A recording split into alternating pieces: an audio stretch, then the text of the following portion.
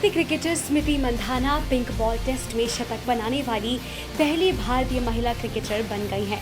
Australia के खिलाफ एकमात्र पिंक बॉल टेस्ट मैच के दूसरे दिन का खेल शुरू होने के बाद मंधाना ने अपने स्कोर में 20 रन जोड़कर पिंक बॉल टेस्ट का पहला शतक बनाया। ये पिंक बॉल टेस्ट में शतक बनाने वाली दूसरी भारतीय क्रिकेटर हैं। उनसे पहले कोहली ने 2019 बांग्लादेश के खिलाफ खेले गए टीम इंडिया के पहले पिंक बॉल टेस्ट में शतक जमाया था। उन्होंने 136 रनों की पारी खेली थी। गुरुवार को पहले सत्र के बाद खेल लगभग 110 मिनट तक बारिश के चलते स्थगित रहा। जब खेल की शुरुआत हुई तो भारत एक विकेट पर 101 के स्कोर पर खड़ा था और मंधाना के लिए टेस्ट जीवन का पहला शतक ज्यादा दूर नहीं था।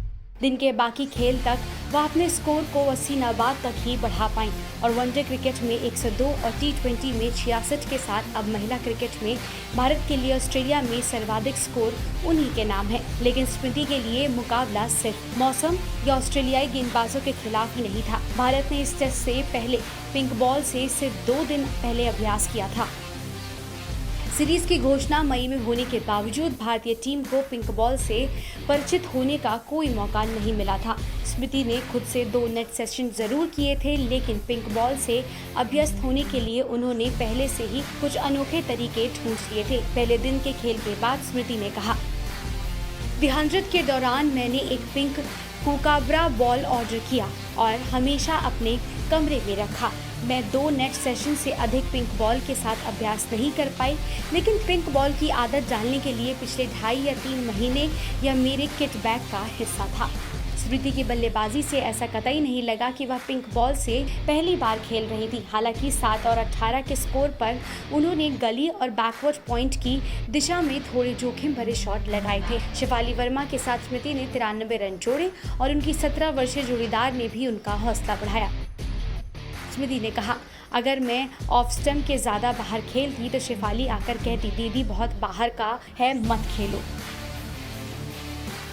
स्मृति ने अपना अर्धशतक मात्र 51 गेंदों पर पूरा किया। कहीं न कहीं ऑस्ट्रेलिया के गेंदबाजों को ड्रॉप इन पिच से खास मदद नहीं मिली।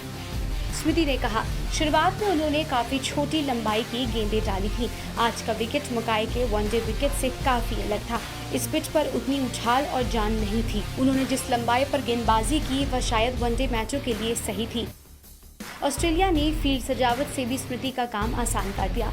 डीप स्क्वायर लेग पर खिलाड़ी तैनात न होने से स्मृति ने अपने पहले 70 रनों में अधिकांश बैकफुट पर खेलते हुए बटोरे। स्मृति को लगा कि शायद प्लान फुल लेंथ गेंदबाजी का रहा हो। बाद में उन्होंने डीप में फील्डर रखा था, लेकिन उसके बाद भी पुल शॉट खेल रही थी, लेकिन एक दूसरी दिशा में। स्पिन गेंदबाजी के आने से भारत और स्मृति दोनों के रंग गति पर अंकुश जरूर लगा। उन्होंने कहा, मैं सिर्फ खुद को गेंद देखकर खेलने को कह रही थी। स्कोर कार्ड या स्ट्राइक रेट के बारे में सोचने का कोई फायदा नहीं था। मेरी शुरुआत वनडे पारी की तरह रही थी और जब आपके पास कई शॉट होते हैं तो आप उलझ सकते हैं। मैं बैटिंग को आसान रख रही थी।